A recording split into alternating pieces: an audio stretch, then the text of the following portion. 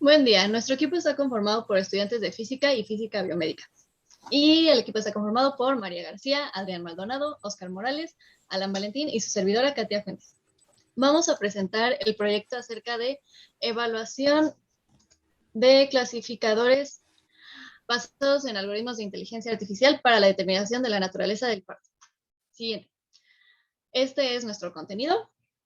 Y pues primero que nada, nuestra motivación surgió debido a que uno de los principales retos que surgen cuando se proporciona una base de datos clínicos, por ejemplo, los registros de cardiotocografía y otros parámetros médicos que intervienen en el proceso de parto, es el análisis estadístico computacional para proporcionar información útil a los trabajadores de la salud involucrados en estas tareas. Para contribuir a esta necesidad, nosotros proponemos una solución basada en inteligencia artificial para estimar el tipo de parto, de modo que puedan llevarse a cabo intervenciones oportunas y así salvaguardar la integridad física tanto de la madre como del feto. Este algoritmo de aprendizaje supervisado analizará alrededor de 12 características estadísticas o predictoras que de 552 muestras obtenidas del Hospital Universitario de Brno en la República Checa. Siguiendo esta motivación, tenemos como principal objetivo diseñar, evaluar e implementar un clasificador basado en inteligencia artificial que determine el tipo de parto utilizando algoritmos de aprendizaje supervisado que se relacionan a las características del feto y la madre. De aquí podemos desglosar objetivos particulares, que es desarrollar dos modelos comparando diferentes características y sus exactitudes, además de clasificar entre parto y cesárea de acuerdo a factores prenatales usando árboles de decisión. Como se acaba de mencionar, existen dos tipos de nacimiento del bebé, el parto natural y la cesárea. El parto es el proceso por el cual se produce la salida del feto y posteriormente de la placenta desde el útero materno. Tiene lugar entre las primeras 37 a 42 semanas de gestación. El parto puede verse asistido con medicamentos como oxitocina y analgésicos. Por otro lado, la cesárea es una sección quirúrgica, una incisión en el abdomen en el cual existen dos tipos de cesárea. Está la que se programa de antemano, la cual se llama cesárea electiva, y la que se decide durante el parto, que es la cesárea de recurso. Algunos de los factores más importantes para determinar si el parto va a ser natural o cesárea son los padecimientos de la madre, el sufrimiento fetal, la posición del bebé, fracaso en la inducción del parto o desprendimiento prematuro de la placenta. La cardiotocografía es un estudio con el objetivo de monitorizar electrónicamente los latidos cardíacos y el bienestar tanto de la madre como del recién nacido. Consiste en una cinta de papel con el registro de la frecuencia cardíaca del feto, FHR, y las contracciones uterinas UC de la madre, como se muestra en la figura 1.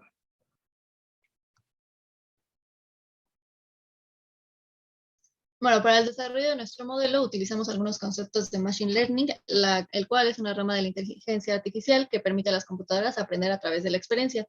Los algoritmos que se utilizan van mejorando a medida que aumenta el número de muestras disponibles para este aprendizaje. El Machine Learning se divide en dos técnicas, aprendizaje supervisado y no supervisado.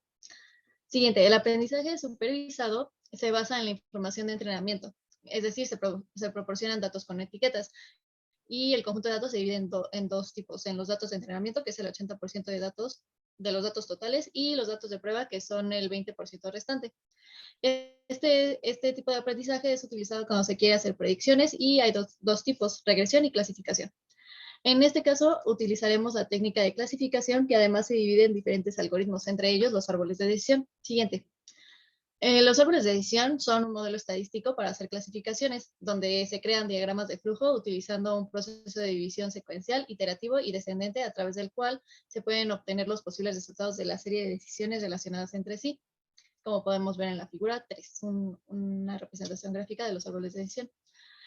La estructura de los árboles de decisión comienza en un nodo raíz, como podemos ver en la figura 4, que representa la característica principal de la clasificación y se va dividiendo en diferentes ramas y nodos hasta llegar al nodo hoja, que representa la clase. Para representar la metodología llevada a cabo en este proyecto, se observa la figura 5, donde se divide en dos bloques principales, el procesamiento de la información y la clasificación. En primera instancia, se eligió un criterio de selección de la información de cada paciente para poder así importarla a MATLAB y sacar las características respectivas que serán utilizadas en la creación del clasificador. Posteriormente, se realizaron dos modelos.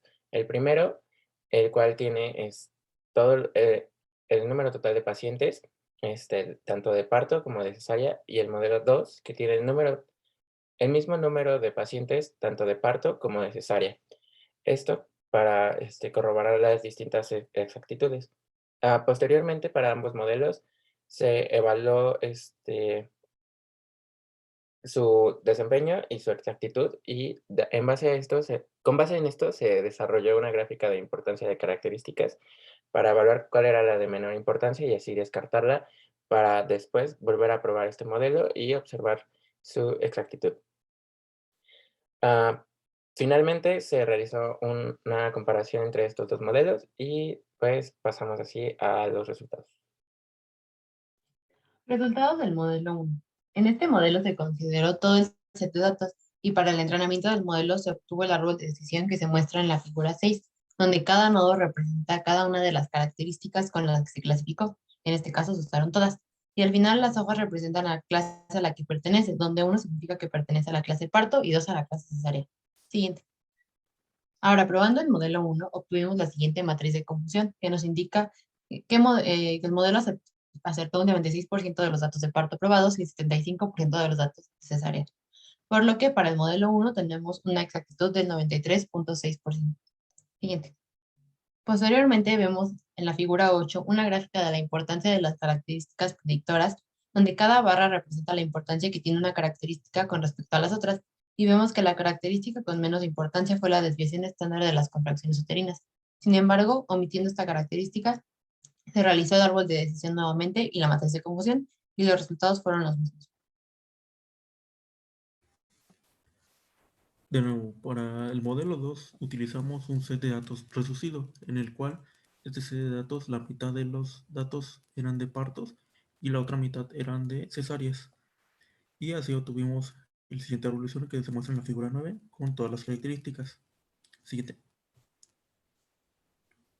Después, al probar nuestro modelo, vemos que la matriz de confusión acertó en el caso de los partos el 70% de los datos, mientras que en cesárea el 87.5% de los datos tuvo ese porcentaje de exactitud, por lo que en total el modelo 2 tuvo un 77.7% de exactitud. Siguiente.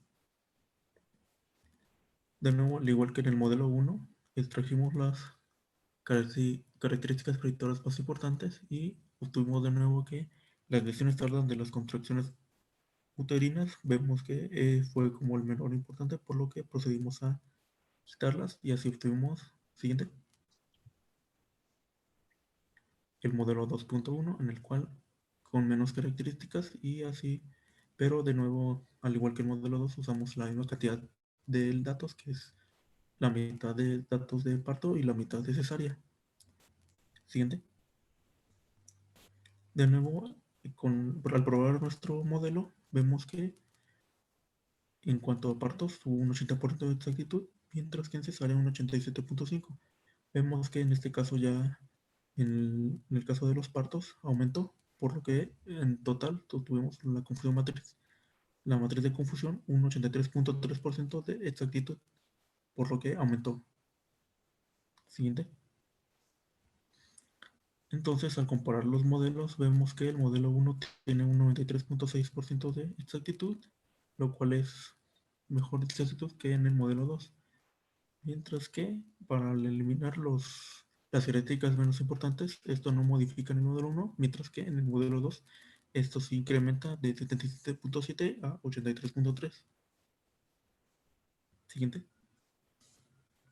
Bueno, como conclusiones y perspectivas, vemos que fue posible clasificar mediante árboles de decisión en MATLAB los nacimientos por parto y cesárea.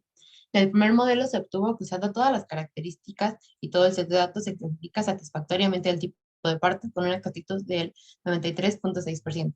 Además, retirando las características menos significativas, no se alteran los resultados. En cuanto al segundo modelo, al tomar la misma cantidad de datos de parto y cesárea, se logró realizar la clasificación. Sin embargo, la exactitud fue de menor valor que en el modelo 1, ya que este ahora es de 77.7%. Y agregar un número de características más significativas que correspondan al tipo de parto ayudaría a tener una mejor clasificación entre cesárea o parto. Siguiente. Agradecemos al doctor José Eduardo Chagres Veloz por su constante tutoría dentro y fuera del horario de clase. Asimismo, agradecemos a la UNAM por brindar los softwares necesarios para la implementación del proyecto. También se agradece al especialista Pedro Gerardo Lemus Revilla por su asesoramiento en los temas de obstetricia.